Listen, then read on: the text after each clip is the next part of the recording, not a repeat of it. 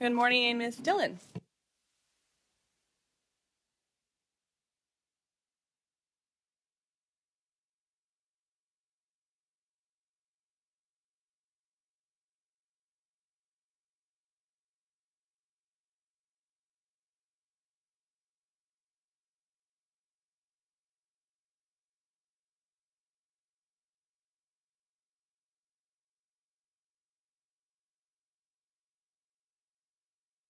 Séance.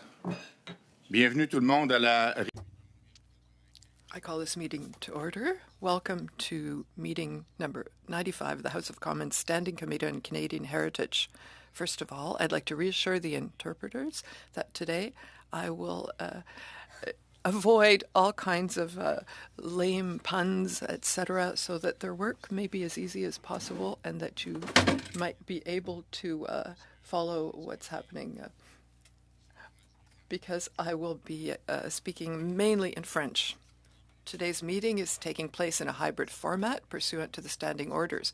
Members are attending in person in the room and remotely via Zoom, while public health authorities and the Board of Internal Economy no longer require mask wearing indoors or in the precinct. Masks and the N95 are excellent tools to prevent the spread of COVID-19 and other respiratory diseases, and their use is strongly encouraged. I'd like to take this opportunity to remind all participants of this meeting that screenshots or taking photos of your screen is not permitted.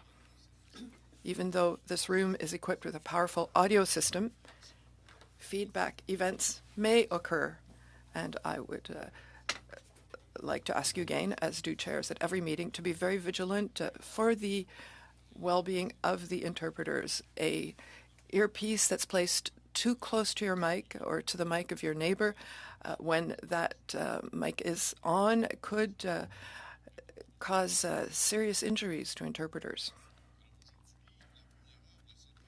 So the first hour of the day is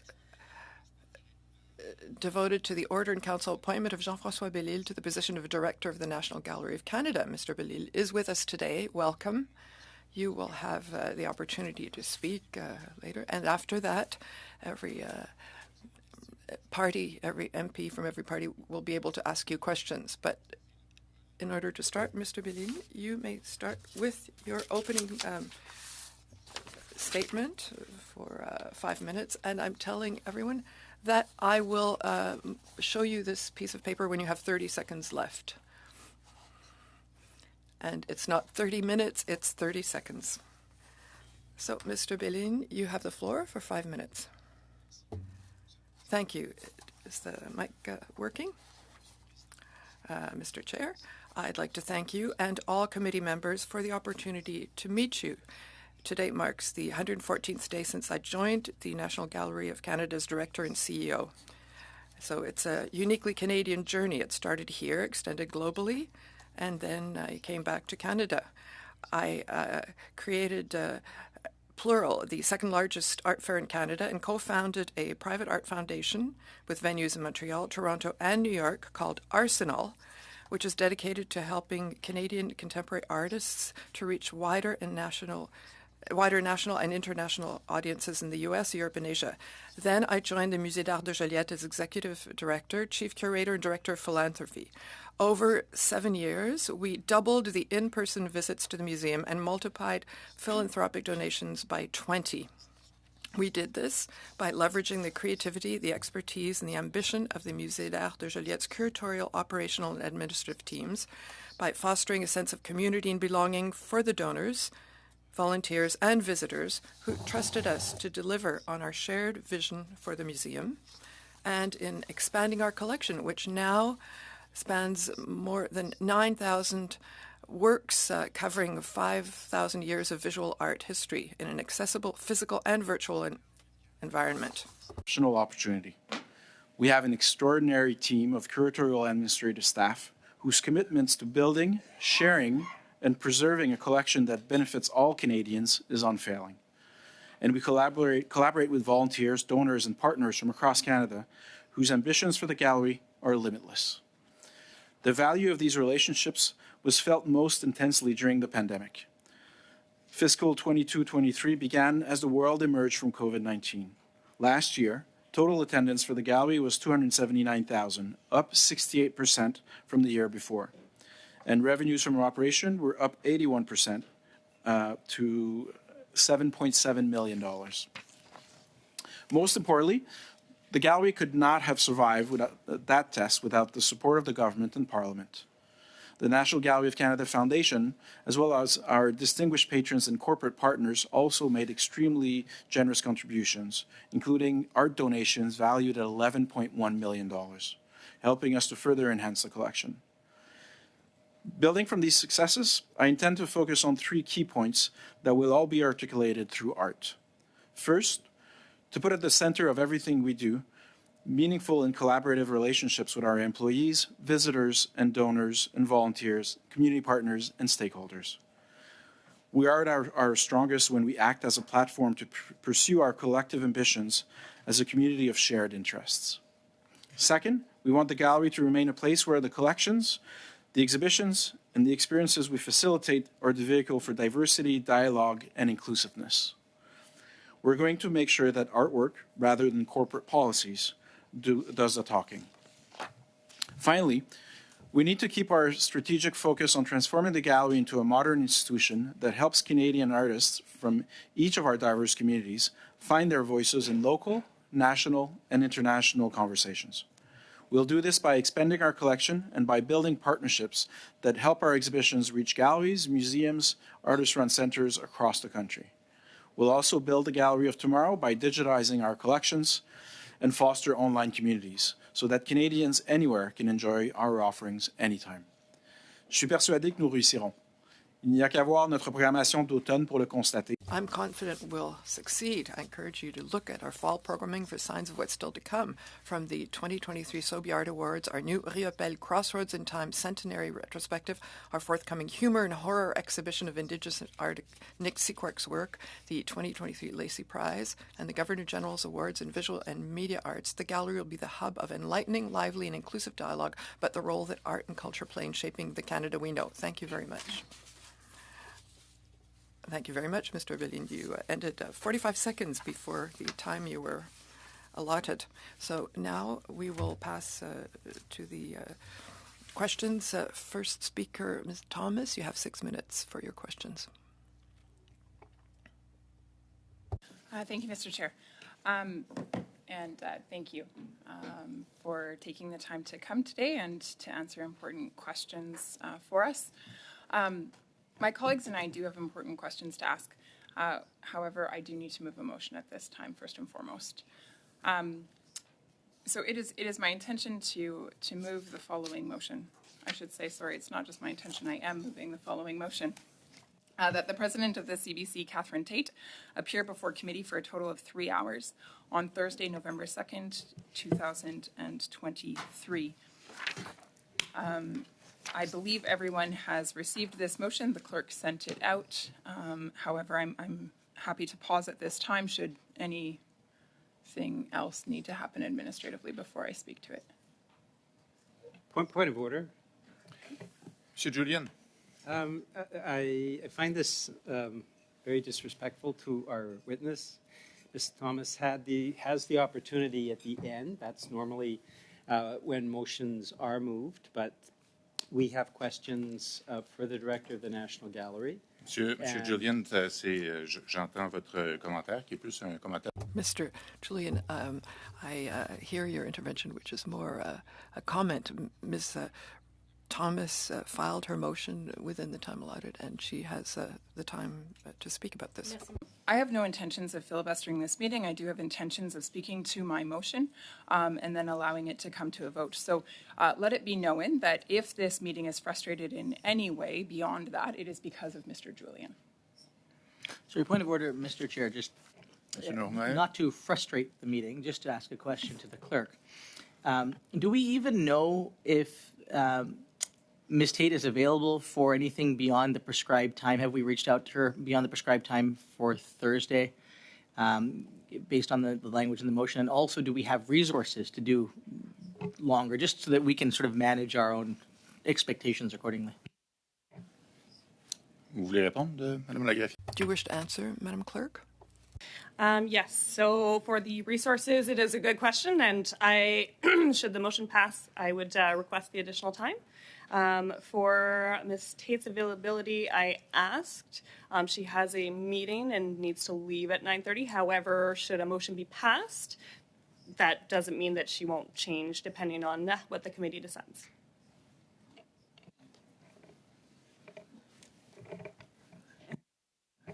Madame Thomas, Madam Thomas, you have the floor. Great. Thank you, Mr. Chair. Mr. Chair, it's been pointed out many times by my NDP colleague here that Ms. Tate is coming for 1 hour on Thursday, and that at this committee meeting, she will be answering questions with regard to her role as the CEO of the CBC, which, of course, her contract has been renewed until 2025. And so there, of course, are many important questions that we have for her when she comes. Many of those have been brought up over the last number of days, and there's been a few attempts at asking for additional time. There is currently a block motion that has been tabled asking for additional time with the CEO of the CBC, Ms. Tate, and now this is a Conservative motion that is coming forward. So I think it's clear that there is some hunger or appetite to have additional time with Ms. Tate. Let me briefly just outline why it is so important and why I would be requesting the support of my colleagues at this table. According to the CBC mission and principles that they outline, there are words like public interest, reflective of diversity, protecting independence, to be responsible and accountable. These types of phrases are used. Further to that, under their principles, it states they are accuracy, fairness, balance, impartiality, and integrity. I want to then talk about what is going on specifically right now. Now, of course, we have many questions to Ms. Tate having to do with her entire historic mandate since 2018. But right now, there is a war taking place in Gaza, and the CBC has determined to cover it from one angle. Most recently, they put out a headline that was entirely false in nature. They readily accepted Hamas as their sole source of information and then released that in an article. This is an organization, a public broadcaster, that receives $1.4 billion from taxpayers, and they commit to a principle of accuracy. They say, and I quote, "We seek out the truth in all matters of public interest." I beg to differ. They took Hamas's word and spread it as if it was fact. There was no second source consulted for this particular article. And so I would raise issue with this statement. They do not, in fact, seek the truth. And so I have very important questions for Ms. Tate, as I am sure many people at this committee do. And to expect us to get through all of those questions on behalf of Canadians within 1 hour is simply expecting the impossible. And so in order to be able to ask her the questions that need to be asked, and to be able to get to the bottom of some very important issues, we do need the opportunity to have additional time with her. And so the request is for 3 hours. Again, to give her the opportunity to speak to not only the false headline that was put out, but also the decision that was made by the CBC to refuse to refer to Hamas as a terrorist organization, which it has been declared by the Canadian government as since 2002, so for more than 20 years. Again, Ms. Tate, as the CEO of this organization, a public broadcaster, is the only one that needs to answer for this. I could go on and on. There are, of course... Appel au règlement, Monsieur le Président. Monsieur Julien. Point of order, Mr. Chair. I took into consideration my point of order. She went beyond 6 minutes, so I would like to ask you to continue the rotation. I think that the next speaker would be a Liberal Party. We're debating the motion, Mr. Julian, so we're not really respecting those, this timeline. So I'm relying on your decision. because I think we've already approved, and we have Mr. Belil from the National Gallery for our time today. So it's very clear that the process that Ms. Thomas had the right to take her 6 minutes and do what she wanted with that. But we have questions for the director of the National Gallery of Canada. So I'm calling on your decision. Given that Mr. Julian is appealing my decision to let the committee debate Ms. Thomas's debate, we will vote about this. So is my decision maintained? I let our clerk take the floor now. Je vais conférer avec la greffière. I will discuss briefly with our clerk.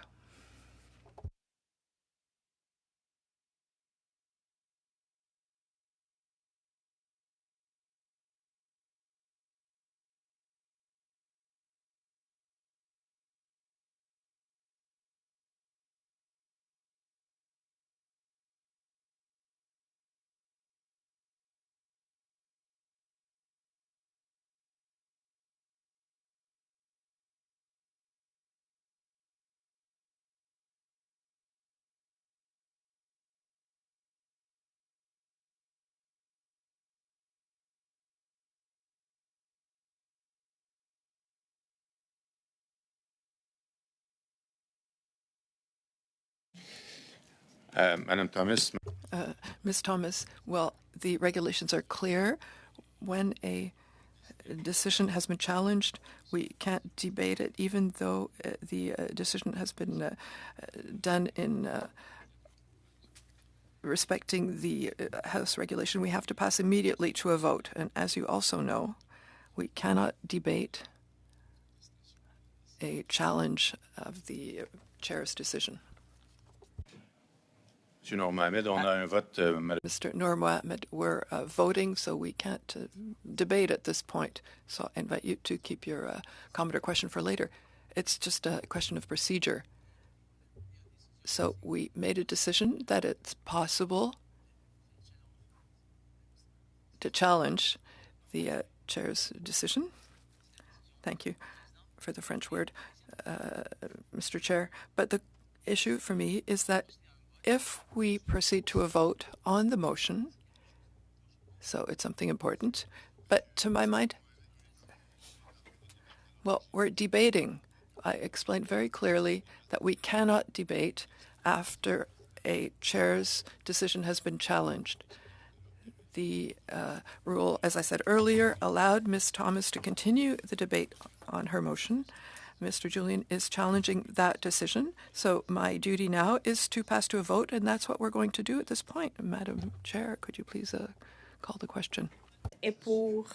The vote is to maintain the chair's decision to continue with the debate. I'm going to abstain. Ms. Dillon? Abstain. Ms. Gainey? Oh, you are on mute. Sorry, in support of the chair. Ms. Hefner? Mr. Nour-Mohamed? Pour. Mr. Waugh? Yes, Sorry. Sustain the chair's ruling on the debate. That's what I'm asking for clarity. Are we voting to sustain the Yes. chair's ruling on the debate, Genevieve, on this, for clarity? That is correct. So his ruling being to allow the debate? Yeah. Okay. Vote yes. Mrs. Thomas?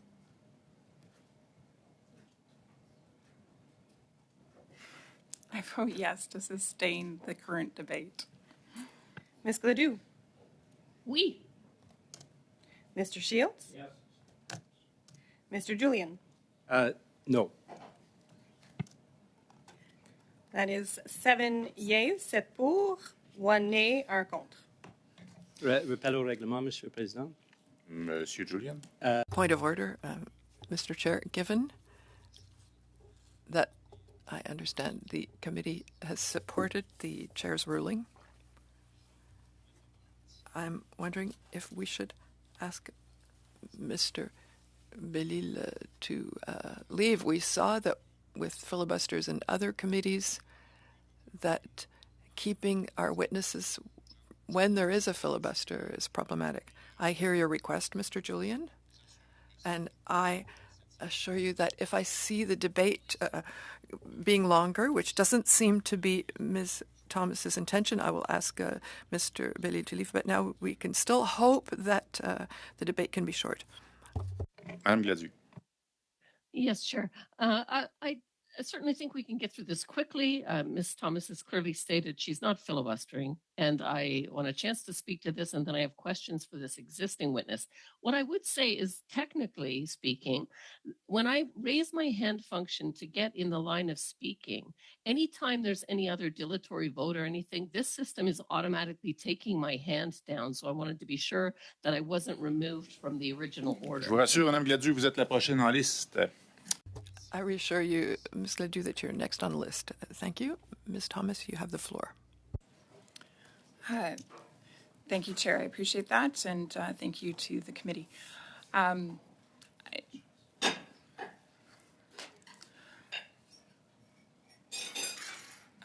Interestingly enough, that conversation and little charade that was pulled off there by the NDP member, Mr. Julian, took actually almost 8 minutes. And I was just about ready to wrap up my comments at 6 minutes. So again, let the record show that the frustration taking place at this committee is at the hands of the NDP member. I came forward with a very straightforward motion asking for Ms. Tate to appear here for 3 hours so that we would have sufficient time to be able to ask her questions with regard to her mandate as the CEO of the CBC. That is my question. And I am further outlining a very few of the concerns that I have with regard to the CBC and their I would say, biased coverage with regard to the war in Gaza. And of course, there are many other topics that we would wish to ask her about as well. At the end of the day, it comes down to 2 words. Ms. Tate has said that the CBC is committed to telling the truth, and Ms. Tate has said that it is important to restore trust in journalism. The CBC has not told the truth in many of its articles that it has released, and in particular, one comes to mind with regard to the war in Gaza. The second thing, with regard to trust, she is right. The Canadian public does deserve the restoration of trust, and that will take place when the CBC refuses to continue to perpetuate its biased coverage and actually looks at multiple sources and covers the news from multiple angles.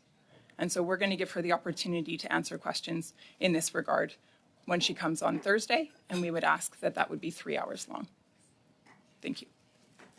Merci, Madame Thomas. Madame Gladu. Thank you, Ms. Thomas. Ms. Gladu? Thank you, Chair. So we originally were calling her for an hour. It's simply not enough time. I am concerned that they continue to not call Hamas terrorists, even though they're listed as an organization. I'm concerned about the false reporting that the Israeli Defense Force bombed a hospital when in fact that didn't happen and there's been no retraction. And then I would like to ask questions to Ms. Tate about the many reports that have been done, surveys and summaries stating that CBC is partisan or left-leaning. And finally, I want to talk about how CBC is not going to interfere in the next election by not suing the Conservative Party in the middle of a federal election. So those are the questions I'm looking for. We're going to need 3 hours. I do support this motion. Thank you. Madame Gladu, dans l'ordre, j'ai Monsieur. Ms. Gladu, in order, Mr. Watt, Mr. Noor Mohammed, Mr. Shield, and Mr. Julian. Mr. Watt, you have the floor.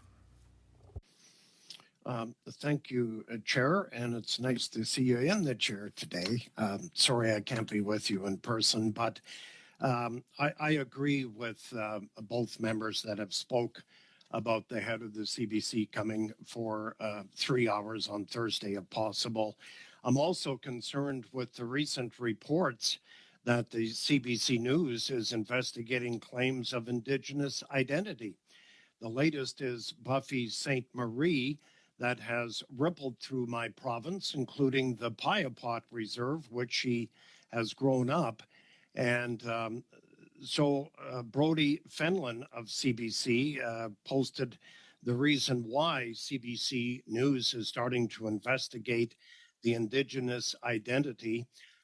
This is a new facet that the head of the CBC, we would like her to comment on. I believe this is the third investigation done by the CBC. Jeff Leo out of Regina, and we've had one or two out of Saskatoon recently.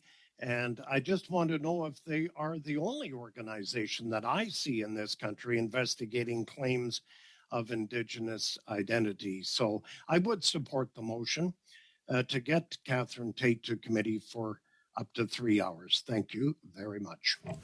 Merci, Monsieur Waugh. Thank you, Mr. Waugh.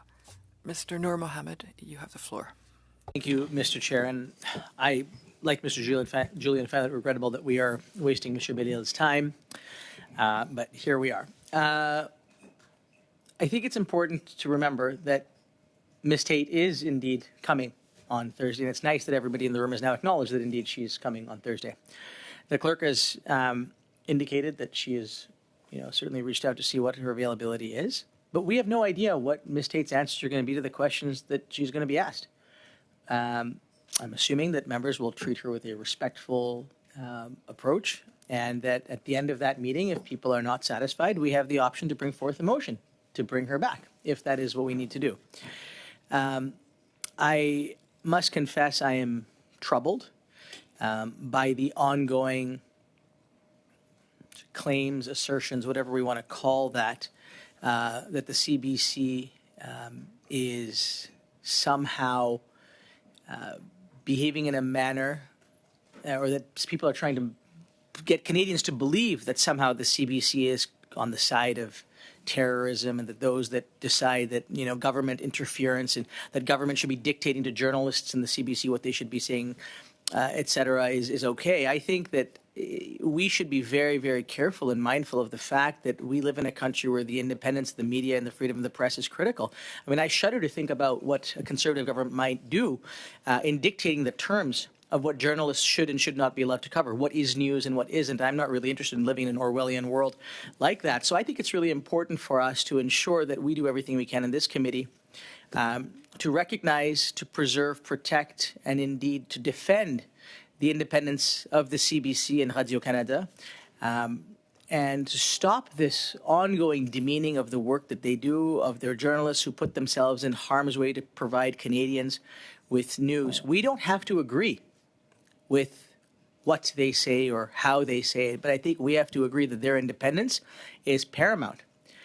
And it is important for Canadians from coast to coast to coast to see this committee as much as possible stand up for the independence of journalism, stand up for the rights and the protections of journalists to do the important work that we need them to do in this country from coast to coast to coast, and indeed around the world. So I look forward to having discussions about this. Indeed, I think it is important for us to have conversations about misinformation, conversations about the way in which the implications can mislead Canadians, the implications about the independent, fantastic journalism that the CBC and other independent journalists do, what that misinformation can do in terms of trust, and the ease with which things can be misconstrued. I know there are bot farms across the world, whether they're in Egypt or Russia, that amplify misinformation. And so I look forward to bringing forward a motion to this committee in not too distant a future, where we will actually have the opportunity to discuss openly the notion of misinformation, disinformation, the impact of that disinformation on public broadcasting, on journalism, on the lives of journalists, and indeed on the way in which people see and understand one another and the consequences of that misinformation. But the idea that we would bring or call to the carpet, I think really is what my colleagues would like to do, the head of the CBC, and demand that she carry the government's message? I mean, I think this is remarkable, and I think it's remarkable coming from a party that talks about gatekeepers, that somehow they would now like government to dictate the terms by which Canadians should understand what news and journalists are doing. Oui, Madame Thomas, un rappel au règlement. Yes, Ms. Thomas, call to order. Watch his terminology and be very careful. If he's going to make accusations, he should make sure that there is substance to them and that he's able to point to the facts. The accusations that he's slinging right now, none of that has actually taken place.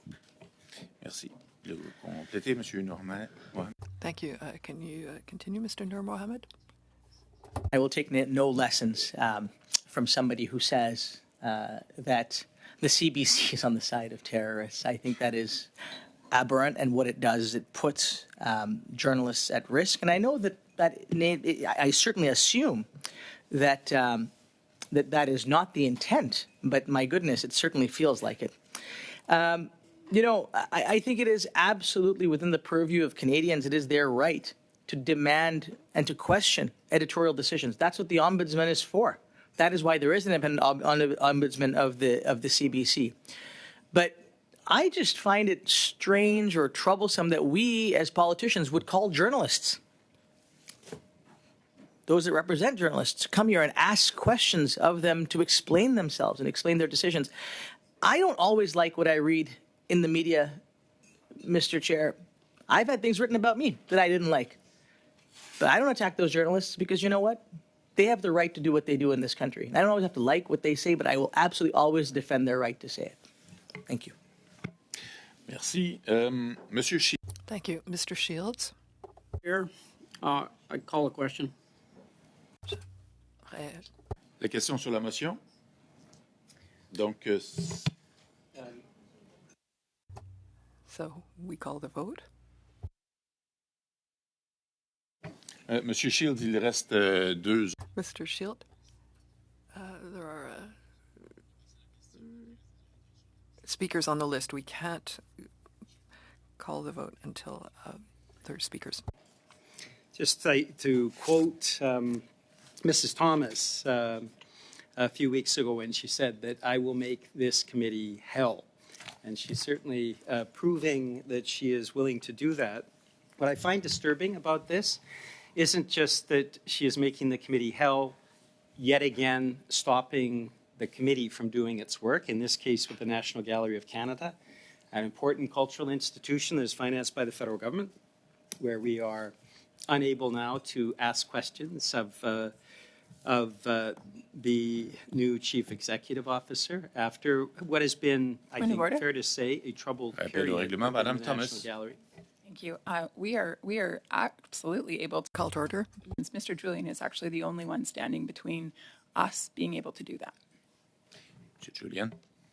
Thank you very much, Mr. Chair. As you point out, that is not a point of order. And after all of the false, dishonest comments that have just been made by Mrs. Thomas, it is important to be able to respond and set the record straight. First off, Mr. Chair, as you're well aware. Madame Gladu, rappel au règlement, je vous écoute. Ms. Gladu, call point of order. Clearly, the Speaker of the House has provided some clarification of guidelines to keep the discourse. And one of them is not to imply that members are dishonest, which is what Mr. Julian just did. I find that offensive and would have him withdraw those comments. Monsieur Julien, est-ce que vous... Mr. Julian, do you retract your comments? Mr. Chair, and we've seen this in question period from Conservatives. They've made far worse comments. I think it is important never to go or say anything negative about the individual, but about the comments, absolutely. When we see now that the Conservatives a few weeks ago wanted to have Mrs. Tate come forward. Ms. Tate will be coming to committee on Thursday. Last week it was for 2 hours and we filibustered, the Conservatives filibustered the committee. We were unable to ask questions of the CRTC. Very important at this point, but the whole week was filibustered. Point of order. And now, Monsieur Waugh. Mr. Waugh. We've asked to bring the CBC head for 3 hours. That's what we should be talking about, Mr. Chair. It's not appropriate from this member to be going back 3-4 weeks talking about what Conservatives said. The motion was to bring the head of the CBC for 3 hours. Yes or no? Merci, M. Watt. C'est un bon point, M. Julien. Thank you, Mr. Watt. It's a good point. Stick to the mission. Last week, the Conservatives were saying 2 hours, and a few weeks ago, they were saying 1 hour. It is absolutely appropriate for me to question the legitimacy of every week a different demand coming forward, all of which blocking this committee's ability to do its work. That is completely relevant, that the Conservatives are saying, well, this week we're saying 3 hours. Last week we said 2 hours. A few weeks ago we said 1 hour. And the reality is we have the opportunity to question the president of CBC on Thursday. Conservatives have known about this for weeks. Am I open to having the CBC president back? Certainly, but I want to hear the testimony first. I want to be able to ask the questions first. And then after that, we see where we go. That's the way we've always functioned at this committee. But today's motion, the filibuster motion, is basically to block testimony from the National Gallery of Canada, block our ability to ask questions. Madame Thomas, sur un rappel au règlement. Thank you. Sorry, I don't know that this is relevant. I think Mr. Julian is reading a motive into this motion. Again, I would point out I wrapped up my question or my comments after 6 minutes, and it's Mr. Julian as the only one standing between us moving forward right now. Je prends bonne note de votre commentaire. Going into debate now, and I note your comment. So are we concluding, or are we discussing the motion? Most of my comments have been consumed with points of order from the Conservatives. They've now taken 40 minutes of committee time. Mr. Bellil was scheduled to be here for an hour. So I think people can quite properly draw their conclusions. The Conservatives, yet again, as he destroyed last week and the previous week and the week before that, again are filibustering out, making this committee hell, as Mrs. Thomas promised to do, and to block the committee's ability to do work. So for this particular motion, that last week was 2 hours, a few weeks ago was 1 hour, now is 3 hours. It's accompanied by... Madame Thomas. Thank you, Mr. Chair. Mr. Julian knows very well that he's being extremely repetitive in his remarks, and so if you could just maybe help him bring that in line. Thanks. Je prends bonne note de... I'm noting your comment. Mr. Julian, do you have anything new to add?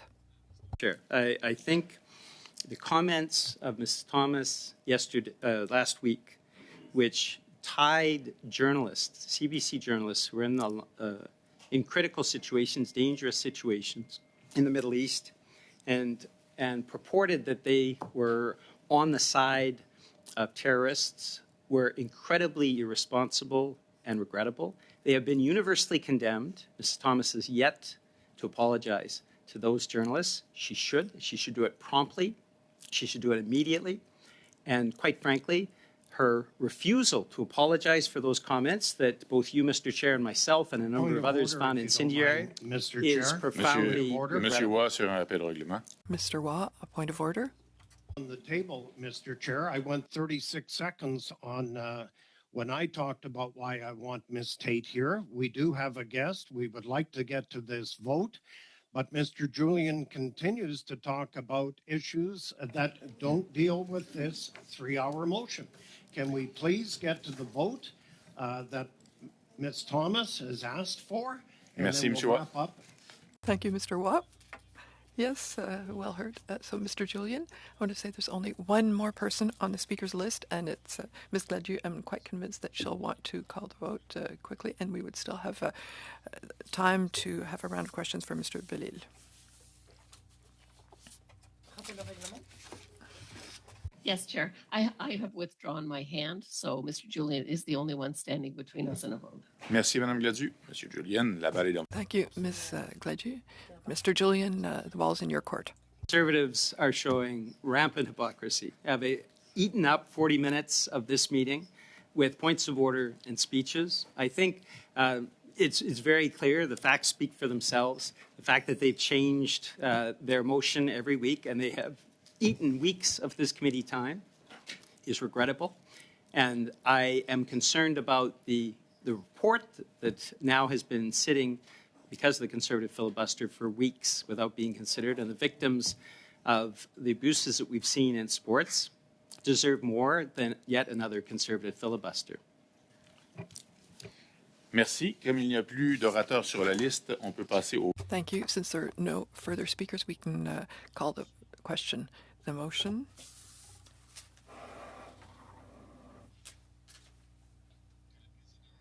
That the President of the CBC, Catherine Tate, appear before the committee for a total of 3 hours on Thursday, November 2nd, 2023.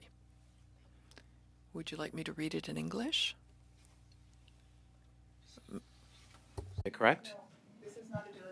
Non, on a commencé. J'ai lu la question. Yes, we've started. We're just voting now. Madam Clerk, the floor is yours. Mr. Coteau? No.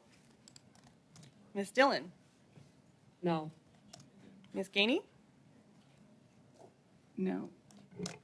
Ms. Hefner? No. Mr. Noor Mohammed? Nope. Mr. Waugh? Yes. Mrs. Thomas? Mrs. Thomas? Yes. Ms. Gladue? Yes. Mr. Shields? Yes. Mr. Julian? No. 4 yeas, 4 pour, 6 nays, 6 contre.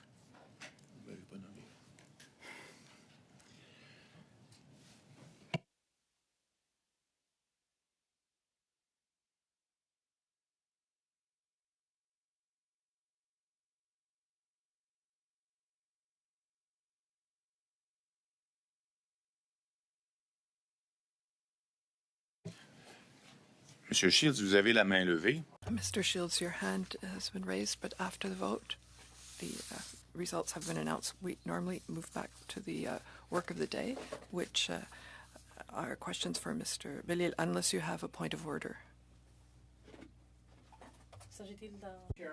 You could ask the witness if he could stay longer.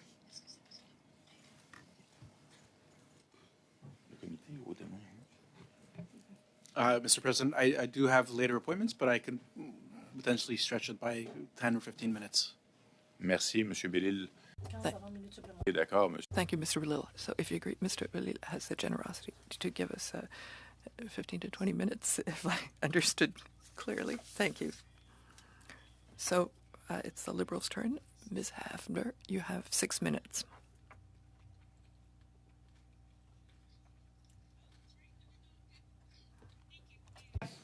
Attendez Oui, j'ai instant. compris. J'ai compris. Une petite seconde, je confère. Just a minute, I will consult the clerk.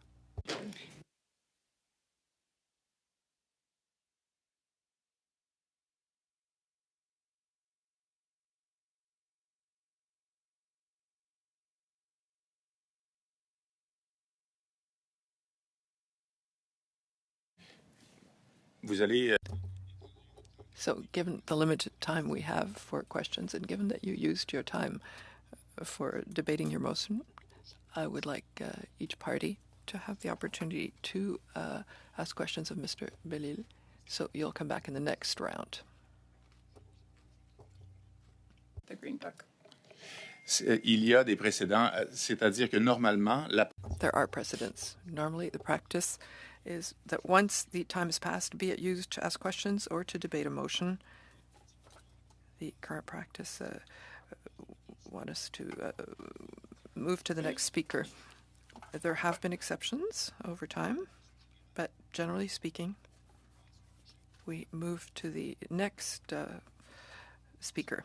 So if there were a lot of time left, I would be pleased to give you the time you left. But given that we have very little time, I'd like to give everyone the opportunity to have their 6 minutes. We'll come to your turn at the next round.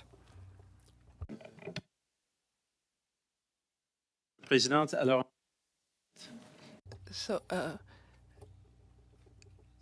Mr. Chair, so will you also be skipping my turn? We have more than 18 minutes because we have till 12:15. So we have 28 minutes. So So you will take your turn. I may ask 1 or 2 questions, but I won't use the 6 minutes that are normally accorded to me. Ms. Hefner, 6 minutes. Merci beaucoup.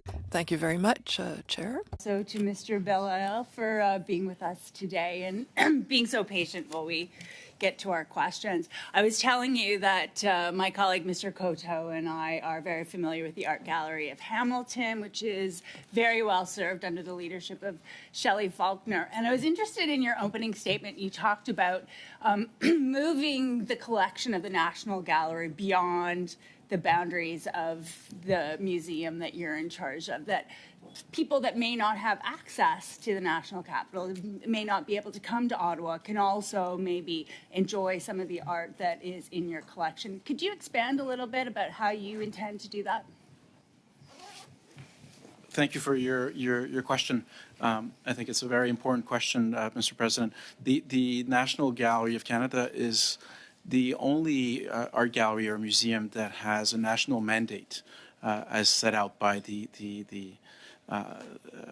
constitution of the gallery. And I think it's extremely important that we make our collections, but not only our collections, I would say our programming, our expertise, and everything that we do, that we make it accessible to Canadians from coast to coast to coast. A number of things have been tried over the past, touring exhibition, joint projects, and all of these things are great examples of what works and what doesn't work. And because we've tried so many things in our long, almost 150 years history now, I feel confident that we will very quickly be able to bring our artworks to different art galleries, but not only art galleries, artist-run centers, research institutions, universities, so that we may make the collection more accessible and our expertise and our programming more accessible. I dream of a gallery that is active throughout the country every year and not every 5 years or 6 years or 10 years. And we already have a program called the National Engagement Program, National Outreach Program, that is only starting up now, but, well, I started a year and a half or 2 years ago now, but it is scaling up, and I intend to scale it up very quickly to bring the National Gallery to every Canadian across the country. Thank you. And could you maybe describe for us some of your other ideas of how to maybe widen the audience of the National Gallery? So maybe bring in people who haven't been before or haven't felt that it speaks to them. That is also extremely important to me, to make sure that the National Gallery is accessible to all Canadians. And a great example of that is something that we have been doing for a little while now with the Free Thursday nights, where we actually advertise for these Free Thursday nights throughout the Ottawa region in 5 different languages. And so mixing the content of the exhibitions, the type of artists that are showed, or the type of artworks that are showed, and adapting the marketing language around these exhibitions, or the communications languages, has already generated extraordinary results. If you have a chance to come to the gallery on one of those Free Thursday nights, it's a very large crowd. We're talking close to 2,000 people coming to the gallery within a 2-hour window period. And they are from all walks of life, all ages, and I think that is extremely important for us to maintain and to develop even further. And to adapt to our national program as well, to make sure that when we send artworks out, we're not simply sending a canvas out and hoping for it to be well received by people, but to also put in the time and energy and money to make sure that it's made as accessible as possible to everyone.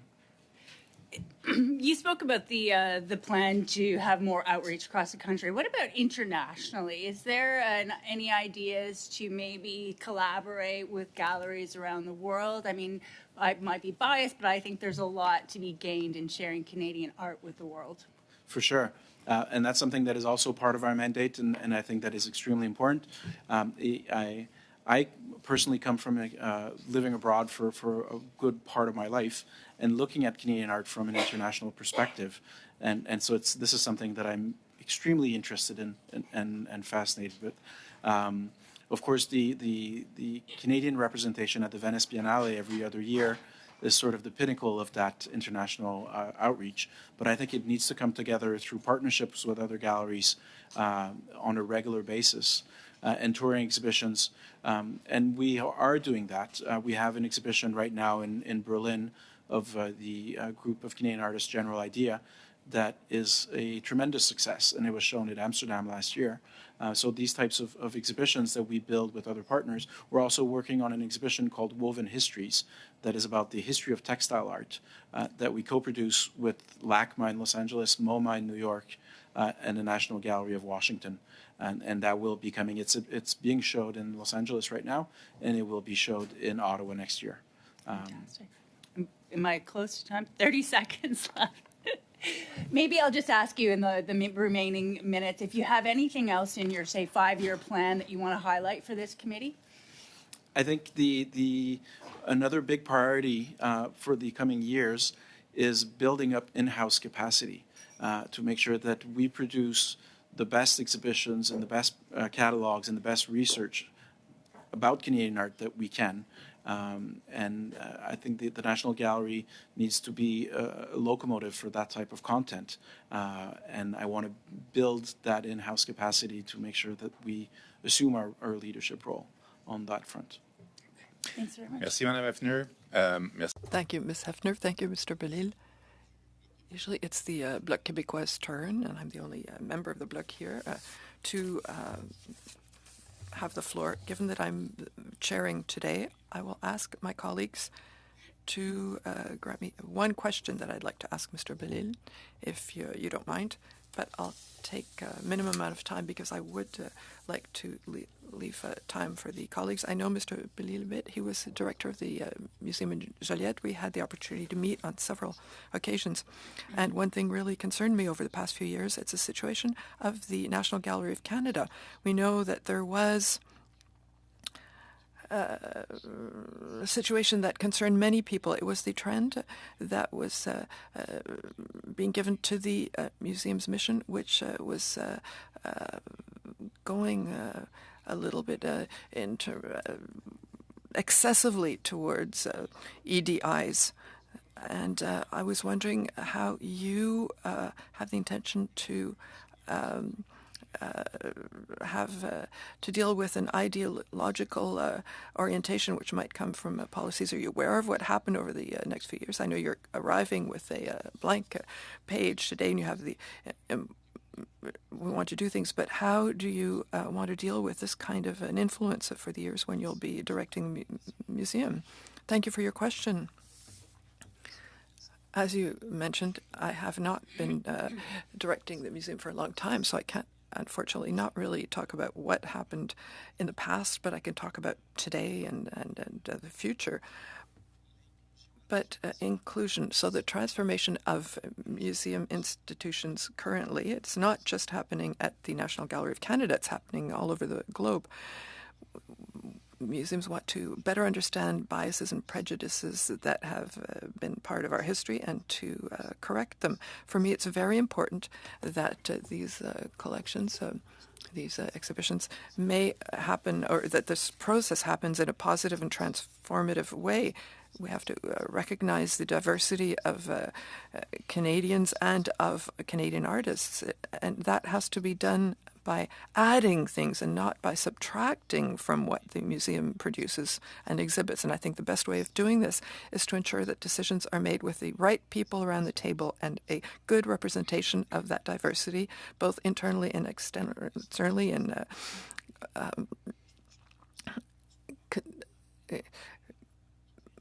consultative committees. And that's the way we're working with in terms of the acquisition of artworks, of programming, of exhibitions, of educational programs. What's very important for me is that it's the artworks themselves that need to speak, and it's not the institution that needs to speak. There's no ideology at the National Gallery of Canada. There's never been any ideology that was forced on others by an internal or an external party, be it political or financial. And I think it's our duty at the gallery to allow the artworks to speak and to explain them as best as possible and contextualize them today and in the future. Thank you. Mr. Julian, you have 6 minutes. Thank you very much, Chair. For being here. I'm very sorry on behalf of the committee that yet another Conservative filibuster cut it three quarters of your speaking time, and hopefully we can have you back to answer more questions, hopefully at a time when there won't be hell at committee. I find it really unfortunate. Point of order, Mais je voulais Mr. Chair, aussi... point of order. Monsieur Waugh, un rappel au règlement. On vous écoute. Mr. Watt, point of order. To the vote, would he stick to the topic? He has 6 minutes, and please question the National Gallery CEO in front of us. He has 6 minutes, Mr. Chair. Merci, Monsieur Waugh. Thank you, Mr. Watt. Mr. Julian? Oops. Excuse me. So it was not a point of order. The Conservatives used up 5 out of the 8 minutes, so I think that is a bit strong of them. So, Mr. Bellil, you did a lot of work. You have impressive achievements at the Musée d'Art de Joliette, among others. You have arrived at the National Gallery, where we have to say there were human resource problems, there were people who were fired, and there were issues in terms of the morale of the institution.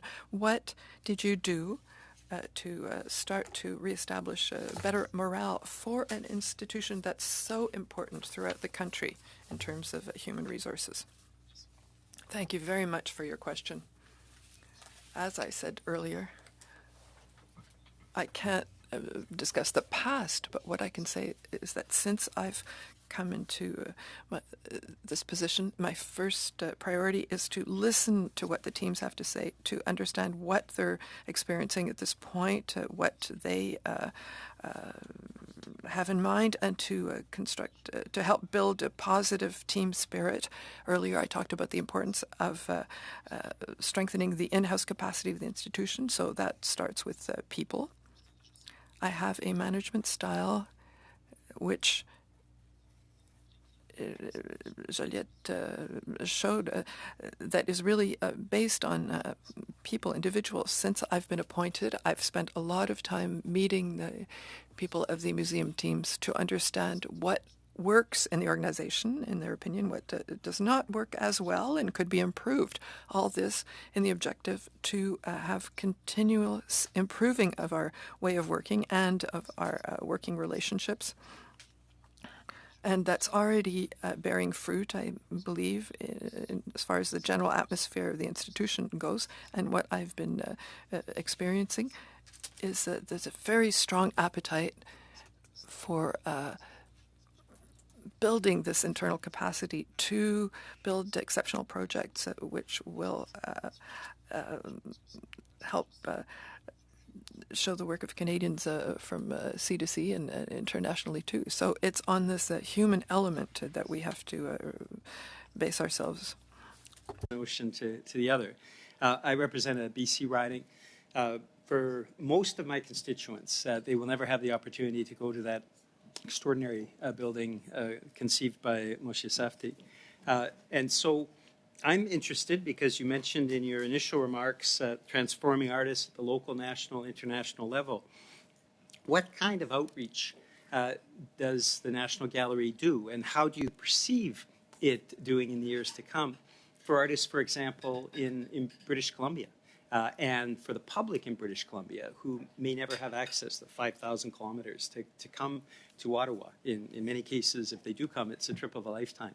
How can you outreach to a country so vast so that the National Gallery has a pulse everywhere in the country? Thank you very much for this question as well. I think that there are a lot of things that need to be done, and there are steps to be followed along the way. I would not want a National Gallery that comes down from Ottawa and goes into various parts of the country simply putting up artworks and saying, this is what you need to look at. I think what I want to build is a National Gallery that is in touch with the local communities and local artists throughout the country to better understand what different cities and different provinces are interested in, need, and require, and how we can build something together. So what I've been doing since I've started is I've gone to British Columbia twice already, and different parts of the country, and I have trips to all parts of the country scheduled for the next couple of months to meet the artists, meet the stakeholders, and understand what the reality on the ground is there, to be able to include that reality into the future of the National Gallery. So I think the first step is to listen and to understand the diversity of the country, geographical diversity, and to build a better plan. And as I said earlier, I think there are wonderful examples in the past of tour exhibitions, of satellite spaces, of joint productions, and all of these things are on the table. But I want to decide with our local stakeholders across the country and local artists, what is the next best step? Thank you. Because of the conservative filibuster, I can't ask all my questions, but two quick questions to end, because I know that the chair will cut me off. One is on Indigenous artists. The other is on the allocation, the parliamentary allocation now, which is $45.8 million. Is that sufficient to do the goals that you see for the institution? And how can Indigenous artists across the length and breadth of this land be brought more prominence in the National Gallery? M. Bellil, en 10 secondes, parce qu'il reste Very plus de temps, quickly, le temps est écoulé. the 45 million, 30 seconds. less than $1.50 per Canadian, and it is not enough. It is not enough for the National Gallery to fulfill its national mandate from coast to coast to coast. Indigenous artists are a big part of our programming, and they will remain so. We have a wonderful internal department called Indigenous Ways, that is where people work both on curating and administrative and structuring the gallery, so they will be part of our collective future. Merci beaucoup, M. Bellil. Bon, Thank you, Mr. Bellin. So now it's the second round of questions, colleagues. I would like to suggest the following. There would be enough time to have a 5-minute term for Liberals and Conservatives and 2.5 minutes for the NDP, and we would get to the time which Mr. Bellil generously granted us. So if everyone agrees, I would like to pass the floor to Mr. Shields for 5 minutes. Mr. Chair, and thank you for being here and extending your time. Appreciate it. As you know, the controversy has been significant. You do have a plan in place that was built starting on a $30,000 contract that almost ended up to $1 million for a California organization, but it doesn't match what the National Gallery of London has done. You've talked about digital, you've talked about some things, but it doesn't match what they have suggested at the London Museum. It came out of a California, besides the HR they're doing. Are you going to match what the London does or stick with the California one? And are you going to hire curators instead of them being your HR? Thank you very much for your question. A few items in your question that I would like to speak to. I think the strategic plan, consulting contracts that have been given out, and as I said, I can't talk about what was given out in the past, but how we move forward from there. In terms of the strategic plan, I think the strategic plan that exists, the strategic plans are made to be looked at over and updated on an annual basis. This one dates from a few years back. I think it's a very positive, inclusive, and lofty strategic plan. The interesting part and the next part will be how do we make it land into the specific context of an art gallery. And this is, if I use your links, this is perhaps what London has done that we are doing now, but it is not that general document that you're referring to. This is a very concrete action plan. However, the action plans that exist also, I think, need to be tweaked, as any action plan and strategic plan needs to be, on an annual basis, and it needs to be done in consultation with the teams that make them happen, to see what are the hurdles on the ground, what is working, what is not working. And this is the process, the very process that we're involved in right now, with me talking to every team within the gallery. So it will result in a wonderful, I hope, and I will believe, strategic plan or action plan that is anchored in a strategic plan. And we're working on that now. As far as the consulting contracts, I think there is room and need for some consulting at times, but for the moment, I want to make sure that, as I said, we build the in-house capacity and we don't rely on outside consultants to do what should be done internally. And in that sense, a lot of the consulting contracts have either expired or have been renegotiated or have been canceled, so that within months, they will, very few of them will be left. I do believe that we will probably need consultants at one point in the future, but when we do, we will make sure that they are done in full compliance of the procurement policies of the federal government and of the gallery, because we do have our own policies as well. Okay, you made a statement. His point was not that the National Gallery crafts Canadian identity, but that it speaks to it. That's a statement you've made to media. How would you interpret that so we'd understand what you want to do?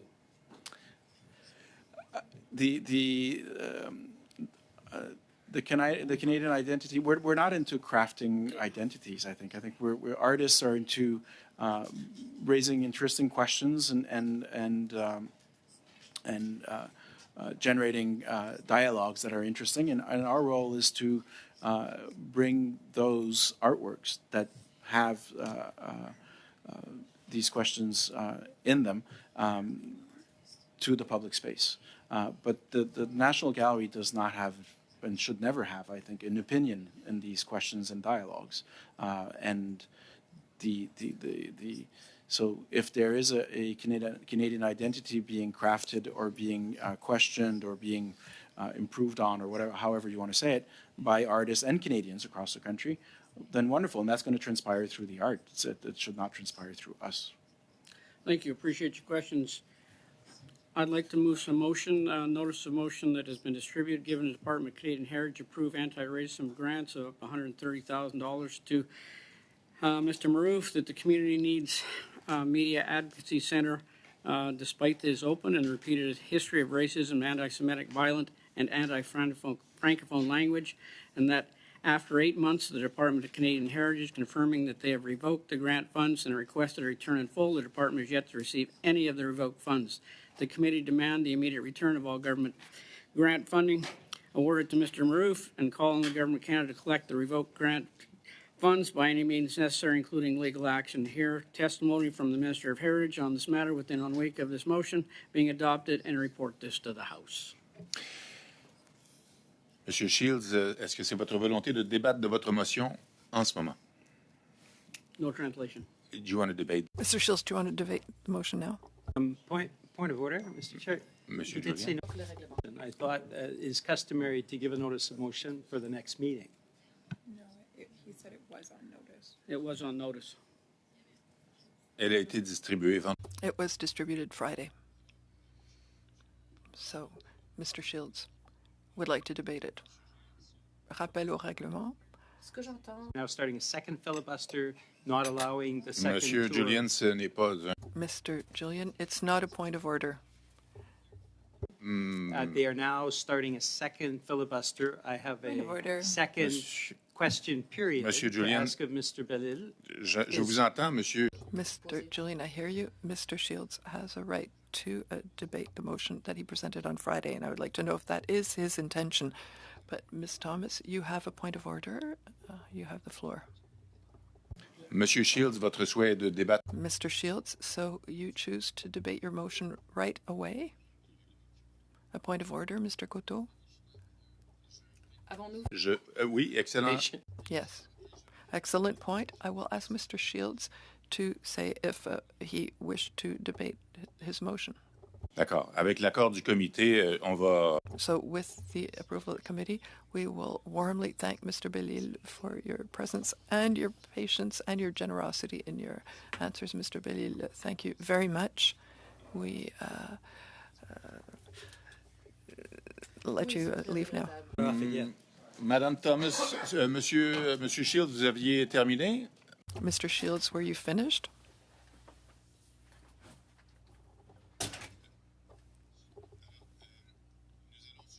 So we will suspend the meeting for 2 minutes.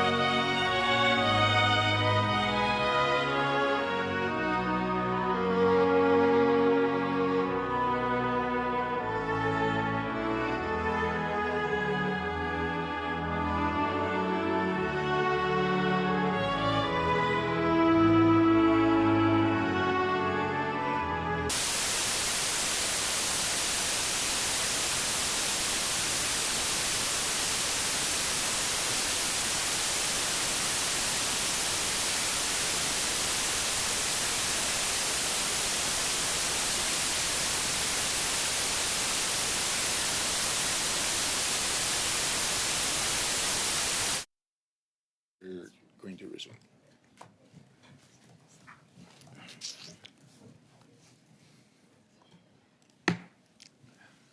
Alors, la réunion.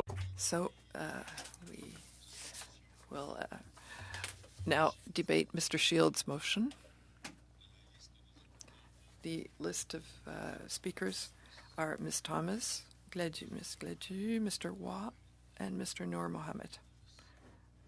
Ms. Thomas, you have the floor. I think he does. Oh, Yeah, I speak to the motion. Monsieur Shields, vous avez pas fait. Oh, Mr. Shields, yes, you're right. You have the floor. Mr. Shields, could I please ask you a favor? For the interpreters, could you please make sure you are closer to your mic? There are times when we can hardly hear you. It's for interpretation. So maybe we can install a longer mic. As a short person, you know the challenges you have.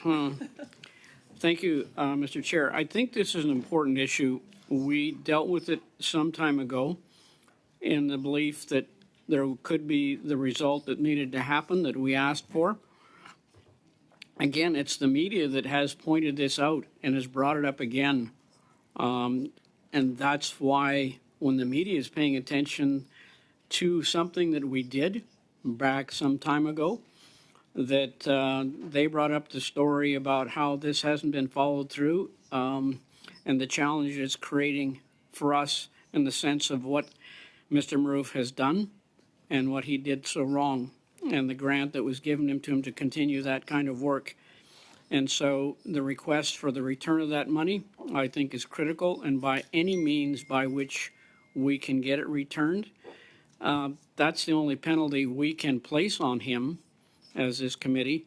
And I think that's something that has to be done because what was done in the granting for it was wrong.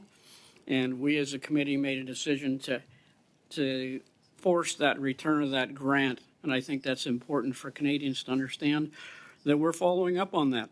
It didn't happen, and we're taking a position again to follow up on that. So thank you, Mr. Chair. Merci, Monsieur Shields. Madame. Thank you, Mr. Shields. Ms. Thomas. Thank you, Chair. So Mr. Maroof was given almost $130,000 to do what the government called anti-racism training. And with that $130,000, we're not entirely sure what was accomplished. But what we do know is that his entire social media feed is filled with anti-Semitic comments, images, and things that he has also said with regard to the French language, the French people, and very much, I would say even vehemently, against their language and culture, which of course this should concern us as Canadians, that there would be an individual who functions like this in the public realm, who is then being paid almost $130,000 to run anti-racism training. $130,000. Almost $130,000 was given to Mr. Maroof in order for him to run anti-racism training. And yet his Twitter feed is full of these images, full of these statements that are unquestionably anti-Semitic. I mean, disgusting, absolutely disgusting. And yet this government approved this individual to receive nearly $130,000 to run anti-racism training. I mean, you can't make this stuff up. This committee then looked at that and came to the conclusion that this was wrong, and then put forward a motion asking that the money be paid back. It has been more than 8 months. 8 months. And not a single dollar has been repaid. In fact, the government has spent a fair bit of money in trying to get a collection agency to go after Mr. Maroof, but without success. And so the question is then, Why hasn't Mr. Maroof paid the money back? Why is Mr. Maroof still allowed to hold this $130,000? And what's he doing with that money?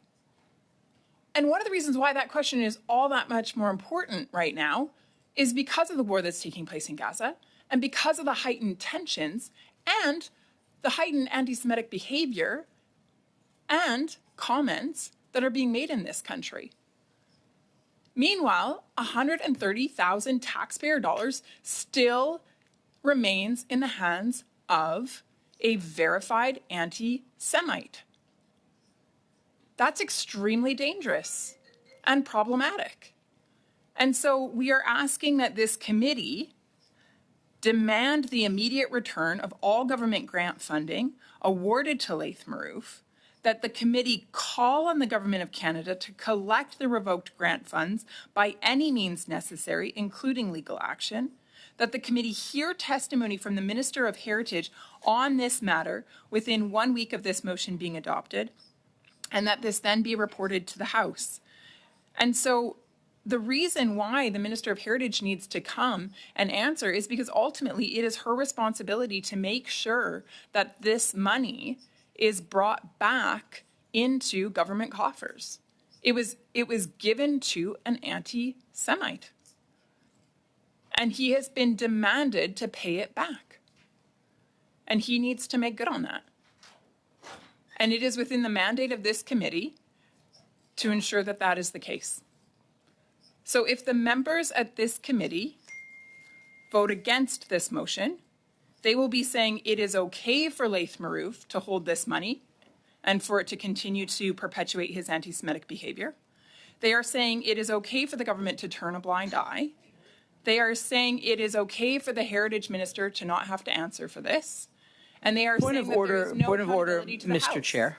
Point of order. Monsieur Noor Mohamed. The point was made earlier by Ms. Thomas, and I want to just remind her, through you, Mr. Chair, what she had said, which was not to presume, not to assume, not to put words in the mouth of members of this committee. And we have all now sat through several moments of her doing precisely that. So perhaps she might consider her own advice. Merci. Madame Thomas. Thank you. Ms. Thomas? For my honorable colleague across the way, through you, Chair, for his benefit, I was simply reading the points of this motion, and if the members opposite were to be voting no, I'm not sure why that's so offensive to him, unless, of course, his conscience is perhaps bothering him today.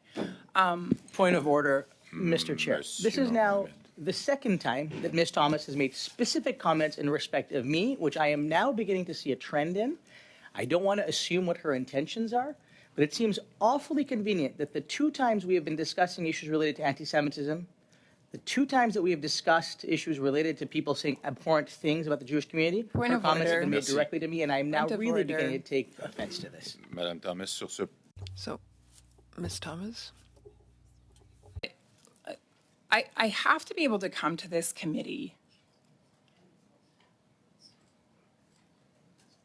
and to be able to contend for a motion like this, where I am calling to account someone who is a raging anti-Semite. I have to be able to talk about that issue without being attacked from across the way. Madame Thomas, je suis d'accord avec vous, mais là on commence. I agree with you, Ms. Thomas, but now we're starting to go into debate. I would like you to go on, but please be a little more careful about what you might be alluding to about possible intentions of colleagues. But that being said, yes, you do have the right to come here to talk about a motion that's been filed. Puts words in my mouth and makes accusations. He is actually gaslighting me, which is an Point of inappropriate order. conduct at Point this of order, committee. Mr. Chair. Rappel au règlement. Ma demande était What it meant or what our words were if we didn't vote a certain way. I was simply asking her to afford us the same courtesy that she sought for herself, which was to not assume the intentions of other members. If that's what she wishes to do, I'm sure others in this committee would be more than willing to do that. But I think that in the interests of perhaps productivity in this room and in this committee, that we stick to the substance of the motion. I think the point has been well made what this motion is about. And if we're interested in actually having a debate rather than another filibuster, perhaps we should move on to that. Merci. Madame Thomas. Thank you, Ms. Thomas. So again, I'm being gaslit by the member opposite, because simply what I'm reading into the record is each statement that is within this motion, and then what it would mean if you were to vote no. If you don't vote yes, then you vote no. If you vote no, then it means the opposite of what the motion reads. That's just logic. So for the member opposite to ascribe my motivation or to attack me or my character is absolutely deplorable. We have to have the safety to come to this committee and to have these robust discussions. And yes, sometimes tensions get high in this place. But for me to be gaslit by the member across the way is absolutely inappropriate. In fact, I'd give him the opportunity to apologize.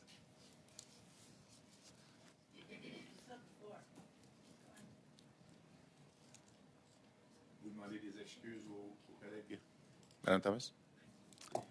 Am I excusing my colleague? No, are you asking your colleague to apologize? Oh, is that what I'm... yeah, I'm giving him that opportunity. Is my colleague seeing the floor? Mr. Chair, you know how this is conducted. Absolutely not. She'll be waiting a very long time. I'm not going to apologize for what I said. Madame Thomas, vous avez votre réponse et vous avez la parole. Ms. Thomas, you have your answer, and you have the floor. Thank you.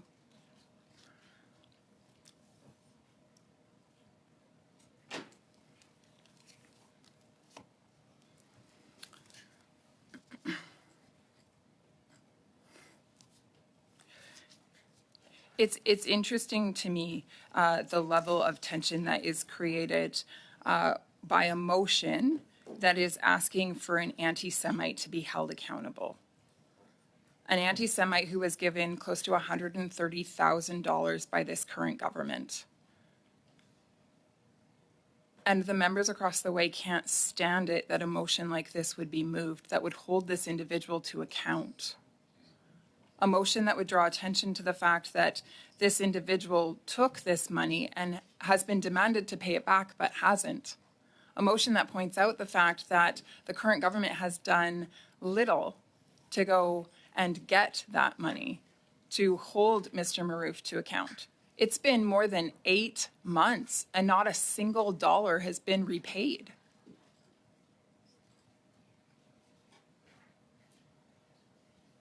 So I believe that it's incumbent upon us then, and I believe it's the right thing to do, to allow the Minister of Heritage to come before this committee and to be asked questions with regard to her intent and whether or not this money is in fact going to be reclaimed. Because the Canadian taxpayer deserves to know that their money isn't being used by a raging anti-Semite. The Canadian public deserves to know that the money that they pay into coffers, the coffers of this government, are actually going toward the common good. And certainly when money goes into the hands of an anti-Semite, it is not toward the common good. I'll leave my comments there. Merci, Madame Thomas. Madame Gladu. Thank you, Ms. Thomas. Ms. Gladu, you have the floor. What I would say is I do support this motion because I'm very concerned about the rise of anti-Semitism in the country. And we see from this Laith Maroof incident that he hasn't paid the money back. There was no consequence to him. There was no consequence to Minister Hussein or Minister Rodriguez at the time. And so now we're seeing within our country a rise of anti-Semitism, inflamed by the situation going on in Israel and Gaza. And we have Jewish children afraid to go to school. We have clear pro-Hamas demonstrations happening in the country.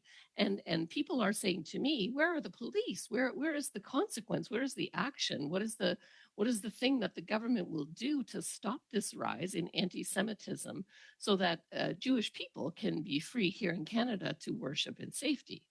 And so I think this is the tip of the spear, as they say, and I certainly would support to do this resolution. I think it makes a point. There needs to be consequences for anti-Semitism in our country, and it begins here. Thank you. Merci, Madame Gladu. Monsieur. Thank you, Ms. Gladue. Mr. Waugh. Thank you, Mr. Chair.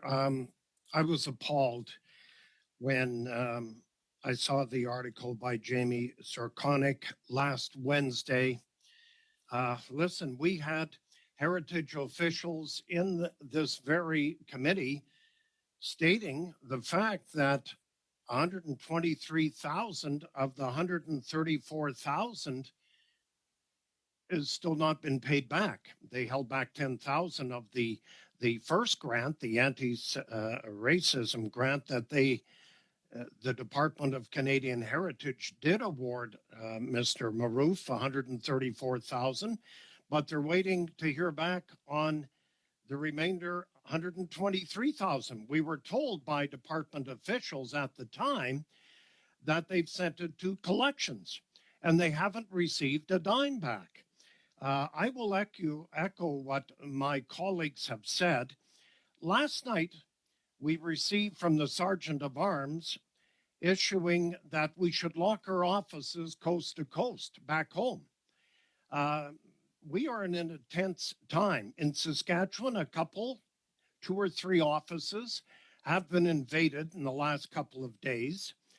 And right now, because of certain anti-racism comments that have been made in the past number of weeks, we are seeing this. And I just deplore that the Department of Heritage has not taken this at all serious from Laith Maroof. This was an anti-Semite. It was brought up by a member from Mount Royal, actually, on the committee who brought it forward almost a year ago to his own department that this person shouldn't have received a dime from the Liberal government, yet he did. So, Madam Chair, or Mr. Chair, rather, I'm appalled. What I saw in the National Post, I just suspected that the collection agency has received most, if not all, of the $123,000.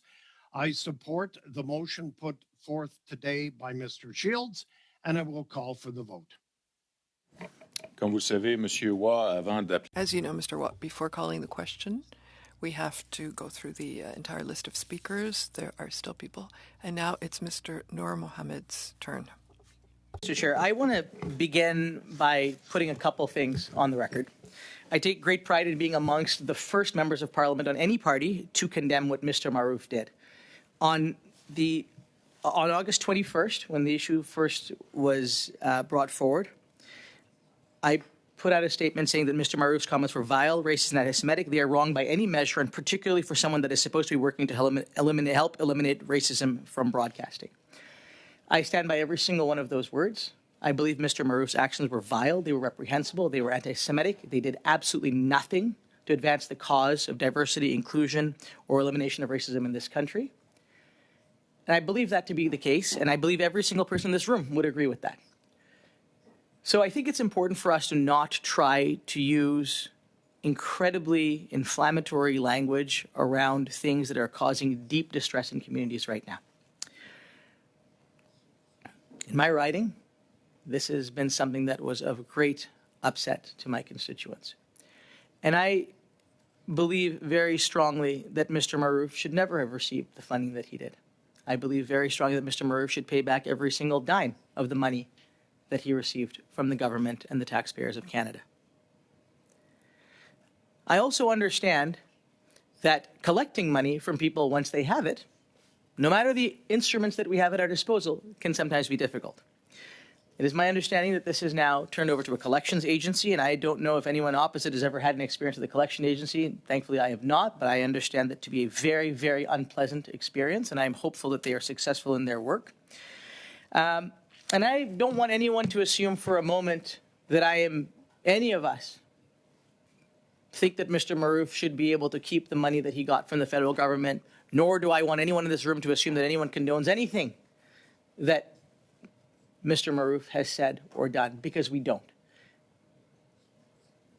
To make that an assumption, to make anything about that, when reading this motion, making that the assumption, as others in this room have chosen to do, is patently inaccurate, unfair, untrue, and all it does is seek to cause division and seek to stoke further hatred.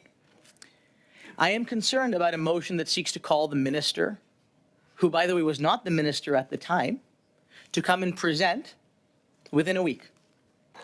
I am concerned about a motion like this that doesn't actually call the perpetrator of that hatred to come.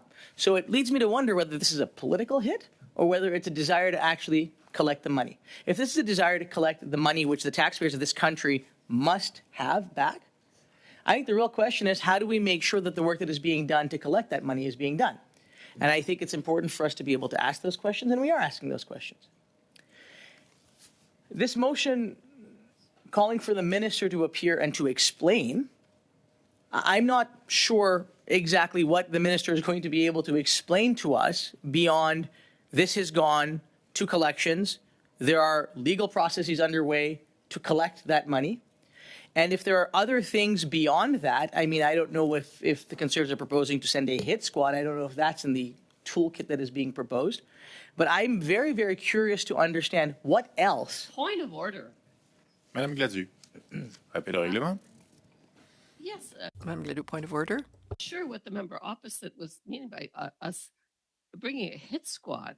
That sounds like an aspersion that he's thinking we're going to be violent. I think that is totally unacceptable and not reality in any way. I would draw that. If that is how Ms. Gladu Merci, Madame Gladu. Monsieur Noir-Mohamed. Thank you, Ms. Gladu. But I said that I take back my comment unreservedly, and I apologize if that is how that was taken. There have been comments made. There have been comments made in this committee over the last few moments and over the last little while about the scourge of anti-Semitism. And I think it's really important for every single person in this room to condemn those things when they are heard and when they are seen.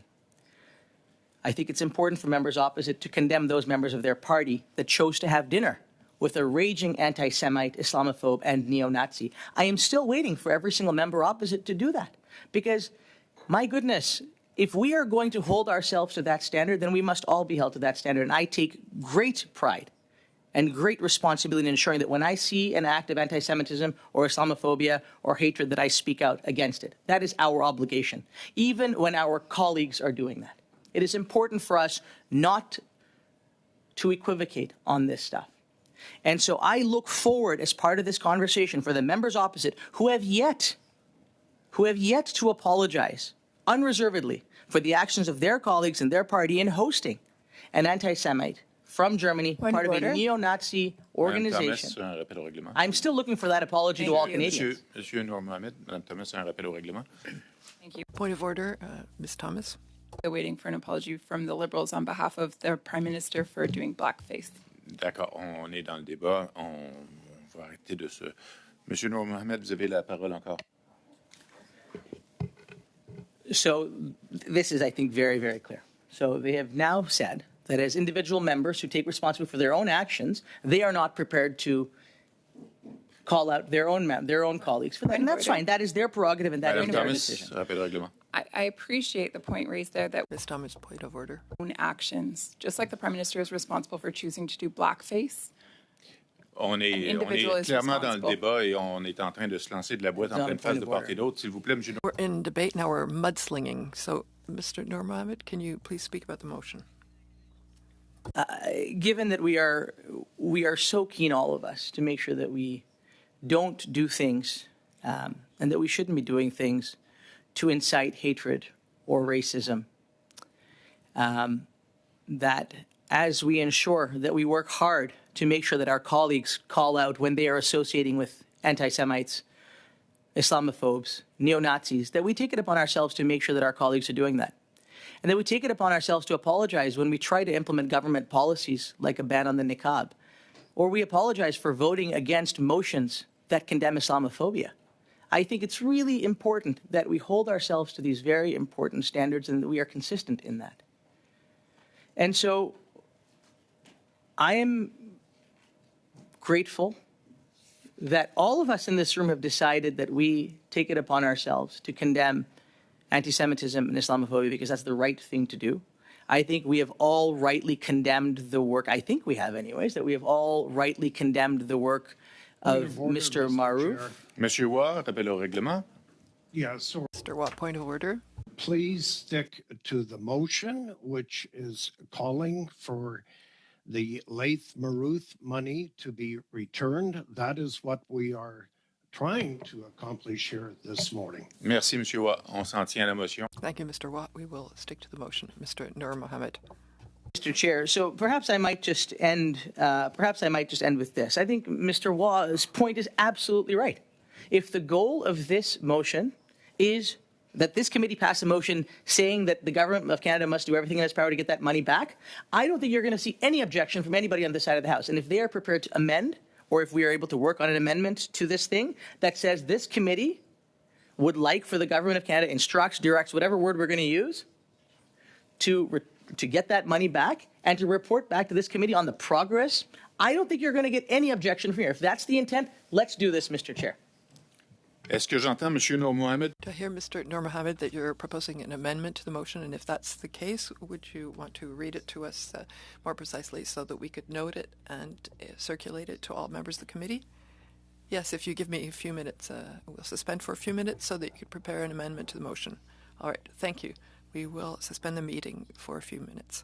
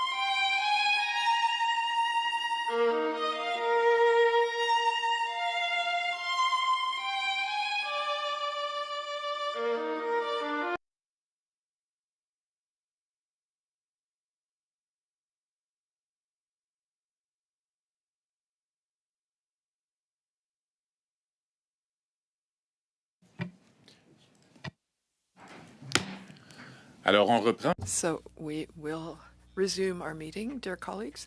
Mr.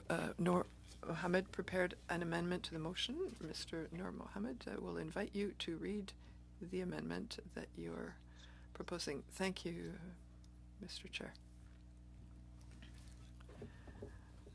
This amendment to the motion, that of course the preamble will remain as. Do you want me to read the whole thing, Mr. Chair, or should I just read the amendments? Seulement votre amendement, okay. En précisant où vous le placez dans la motion. Just the amendment. The amendment reads as follows: that the committee instruct the Government of Canada to continue to use all efforts to collect all government grant funding awarded to Laith Marouf, and that officials report to this committee within 30 days their progress on recuperating the funds. The motion, Mr. Chair, or the amendment, Mr. Chair, has been, of course, shared with the clerk. I believe it is being distributed, and I just want to be very clear that if it is the intent of every single person in this committee that we get that money back from Mr. Marouf, which we should be darn certain we absolutely do and that we should be pushing for, then I and all of us, I think, would be fully supportive of this committee, ensuring that the government continues to do what it needs to do to get that money back, and that we get a report back at this committee that lets us know how that's going. And I think that gives us what I think all of us would need. It is a unifying motion, I hope. It is something that we can all agree to. I have not touched, Mr. Chair, the preamble that Mr. Shields has so eloquently put together.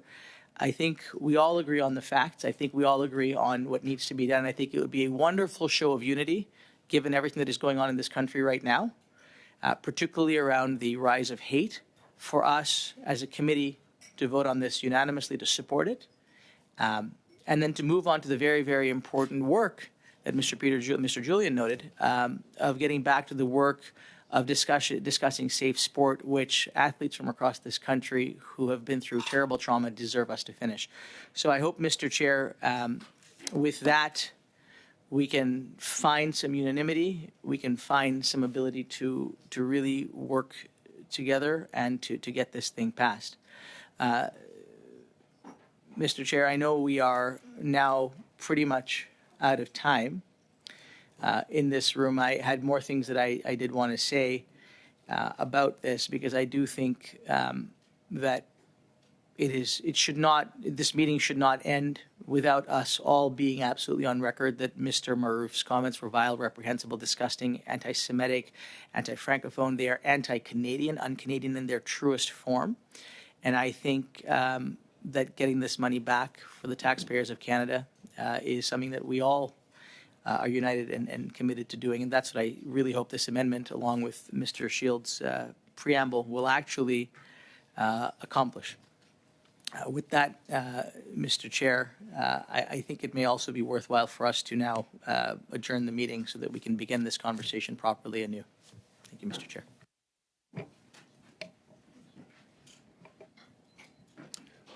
On a une liste sur l'amendement. We have a list of speakers on Mr. Noor Mohammed's amendment. We have Ms. Thomas, Mr. Coteau, Mr. Julian. You're adding your name? So, point of order, Mr. Chair. Usually, we continue on the list, and I think I was the next speaker after Mr. Noor Mohammed. You were the first on the list to speak on the motion. We have an amendment to the motion, so it's an entirely new list, as you know. So it's a new list. If you want me to add your name, Mr. Julian, I'll do that right away.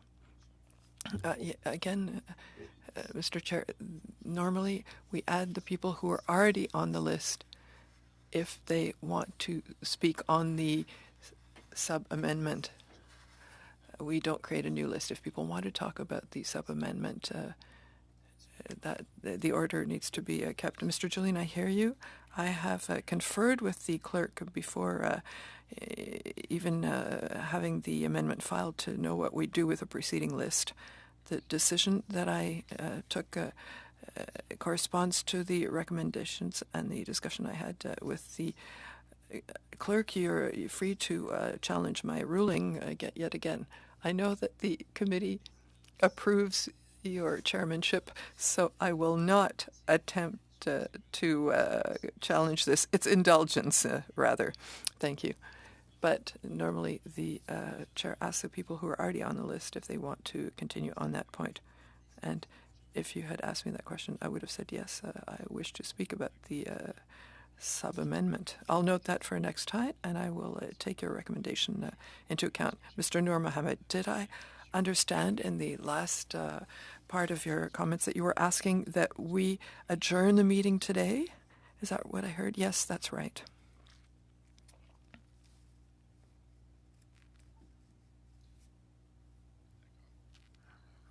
All right. So there's a motion to adjourn. Madam Clerk, are you ready to call the vote, call the question?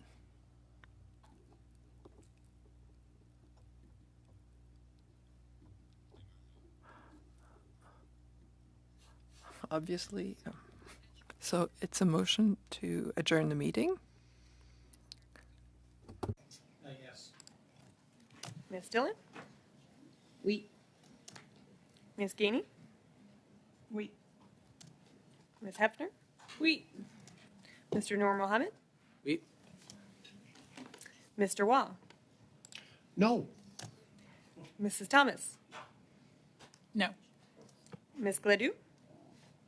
No. Mr. Shields? No. Mr. Julian? Oui. Yes pour 6, nays contre 4. La réunion est donc...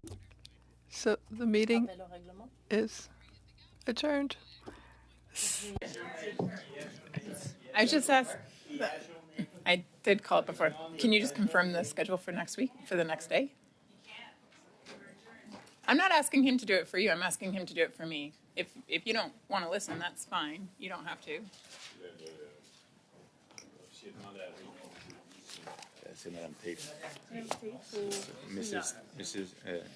Catherine Tate for 1 hour would be the official. And then for her? I have the draft report. I have the draft report. So we're just pushing back the safe board draft. Yeah.